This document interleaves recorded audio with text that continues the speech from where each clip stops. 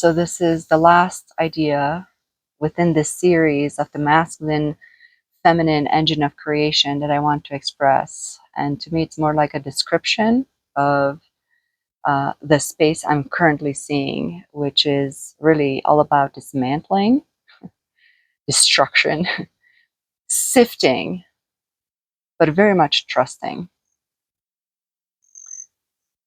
And I'm not wanting to really focus so much on the destruction piece because I feel like because we have worked on fundamental existential concepts, the dismantling is simply happening.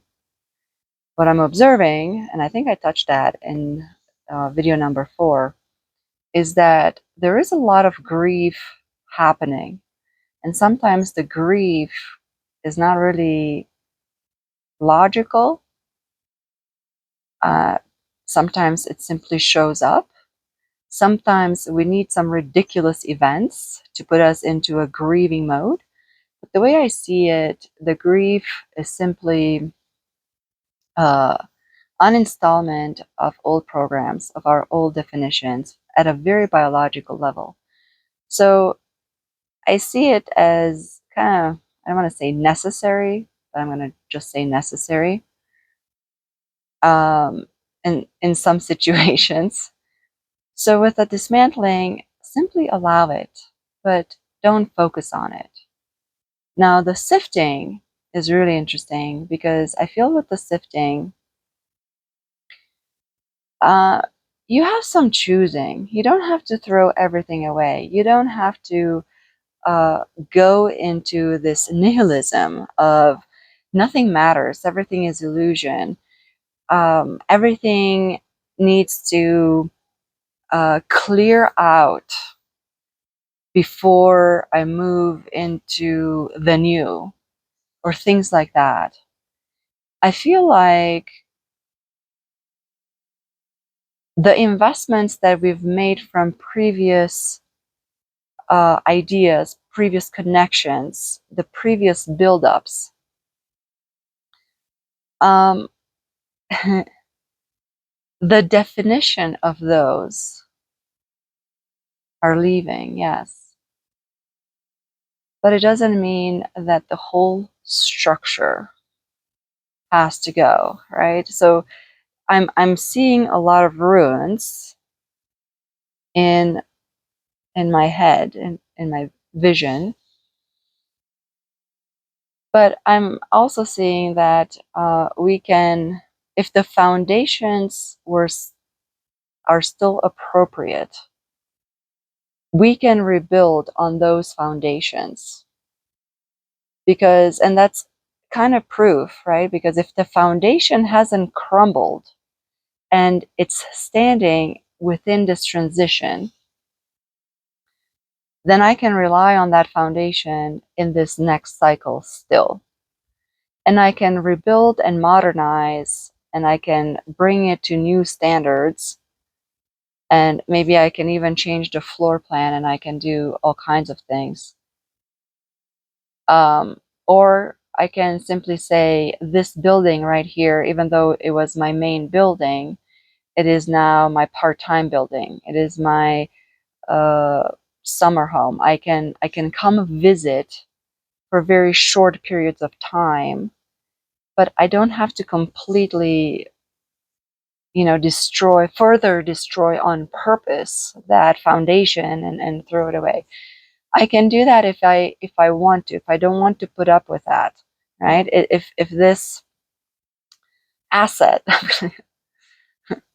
is no longer a good investment, I can completely let it go. But I feel like we have to recognize that we have some discernment that we can apply within this new space, and we can modify and refine. This sifting is truly a refinement that we can collaborate on. And I say, take that invitation and truly apply yourself. Is this worth keeping? I might have to extensively modify the connection. I have to modify all kinds of things. But I'm willing to put in that investment.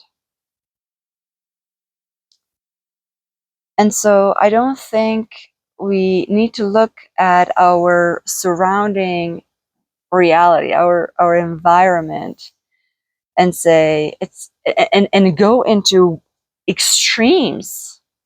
I see it's crumbling, I'm going to let it all crumble. No. Oh my god, there's a deer. So the trust comes in because we're not quite sure who it is that we are, what it is that we want, how are we to rebuild in this environment.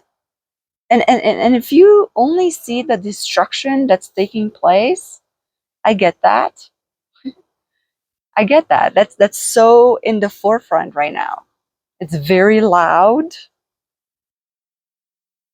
And again, to my first point, don't put your focus in that. Just let that kind of unfold, do its thing. What's actually happening is the energy is placed in the reconstruction already. But I can see how that is not in the forefront because it's kind of quiet. It's kind of pacing itself. It is waiting. It's not rushing. The energy is not about go, go, go. It is and it's not. It's a little bit weird. There's effort into the mechanics of it, but the creation engine, this masculine, feminine energies that I'm talking about at a very energetic level, they're taking their time. They know what they're doing, and they're very steady in that creation mode. The translation of it is not that steady. It's up and down. And so it's confusing where to put your attention. And you can't hold that attention steadily on one thing all the time. So it's very zigzaggy. So if you're in this space of, I don't know who I am, congratulations. That is amazing. Do you know how far you have come if you can arrive at this? I don't know who I am. I'm losing it. Do I need help? Do I need medication? Nobody understands me. All that stuff. Yeah, but that's part of the destruction and the sifting. Take a deeper look beyond that. And you'll notice within yourself that, oh yeah, I can see that because that's closer to me. It's like right here. It is touching me physically. Things are literally uninstalling from my egoic complexes, my personality complex of who I build this persona to be. And those are leaving maybe with an existential crisis, with an identity crisis, all those things, through depression, through complete confusion. I get all that. I got it. I'm with you. I went through my grieving process, but I'm recognizing that those are very mechanical things that, even though I'm feeling them deeply, I cannot afford to take them personally. And so, again, I'm applauding you, I'm congratulating you, I'm seeing you if you are in this space of, I don't know who I am, I don't know anymore. So you're asking me to focus on rebuilding what? there's only trust within the self. There's only the self-leadership that we're slowly, we have time. We have all the time that we want to create because it's non-linear. So it doesn't matter. Take as much or as little as you want. And we can also be amazed by the process that is happening. Are you doing anything? Well, yes, I know. So trust in the self is kind of like the highest right now. Trust in the I don't know is truly the highest. And if you hang out there, that's it.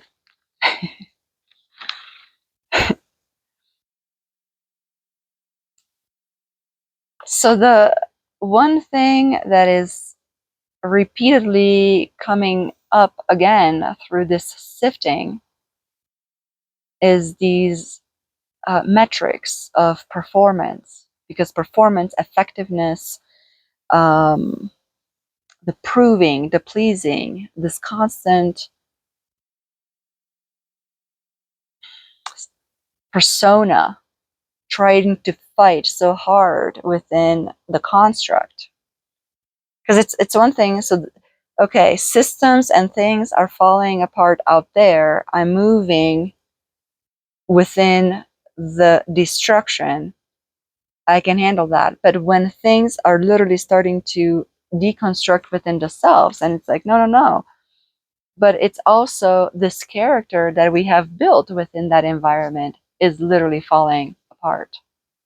And it's actually that which started the environmental deconstruction, because these personas uh, can no longer play within, it's just not acceptable to play within those old structures and old environments. We're starting to love ourselves to a such high degree that our self-worth is literally creating the rumble, the earthquakes, the cracking in the foundations, right?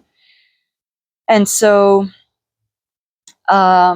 if you have this theme in your life, don't be surprised, because it's constantly asking you to choose. So when you're faced with this, you need to perform to validate yourself. You need to validate yourself before you can claim a new expression of yourself. These are all reflections and all mechanisms showing you that the sifting is not only out there, but is even more active within this personality,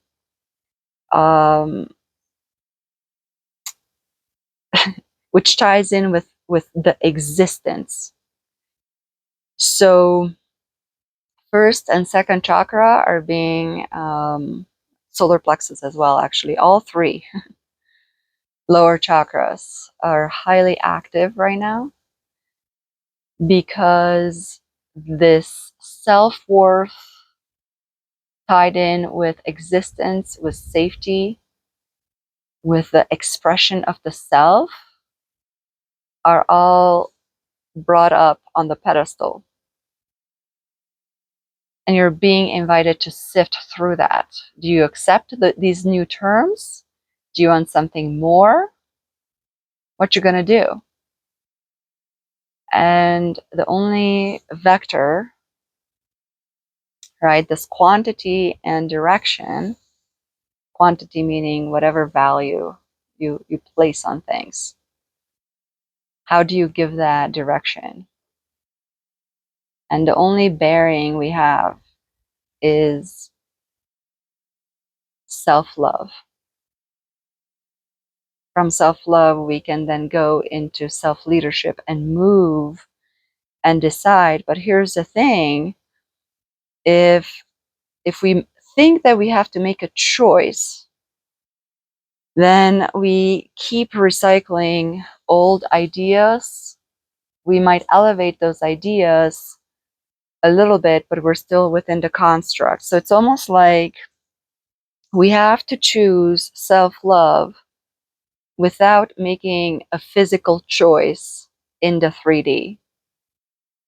It's a little bit of a mind thing, right?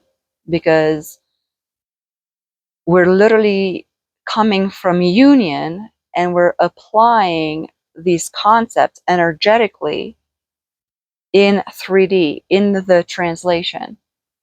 So it's an interesting space that we're navigating right now. It's difficult, but exciting at the same time, because we're figuring it out, right? It kind of depends on your personality. If that's exciting for you, right? It's kind of like a puzzle. It's a game. It's like, how is this work? How do I work? Oh, if I change this, how will the matrix respond? And I'm not talking about the false matrix, right? I'm talking about the organic matrix. How is nature responding to my nature? And so there's a lot. There's a lot that's unfolding right now. And again, I'm inviting you into this trust, into the constant redirection into self-love, especially when it comes to choices. And maybe another point that I want to, before I go, I want to make on this choice thing is sometimes we have to make a choice in 3D. And the trick is, can you detach from thinking that you have to make a choice? So you might have to sign a contract, you might have to put a boundary up, you might have to do certain things, right? But when you do it from that detachment where it's like, I'm doing it and I'm moving on, but energetically, I'm not making a choice because I'm not playing in this matrix. The only choice that I'm making is the third choice, which is freedom, self-love. And I'm detaching from outcome because, so it's like, are you choosing between a lesser A or a lesser B? No, that's not a choice that I'm willing to play. I'm choosing higher. So I'm not making a choice. As I'm signing, as I'm moving with whatever it is that I have to move within my 3D, I move. But don't confuse that with an energetic choice where it's like no choice has been made. I no longer participate. I am free. I don't know. That's how I move. That's how I um, understand this new reality to be. Let me know what it is that you're sifting through. How are you coping? What is your method? That's another reason to come together. These are some of the things that we talk about in the self-leadership field, in the community. Check my website out. I think it's an interesting space to be speaking from, right? Because it sounds and it feels science fiction, but undoubtedly now we're here and it's true and it's real. Sending you lots of love. You are seen.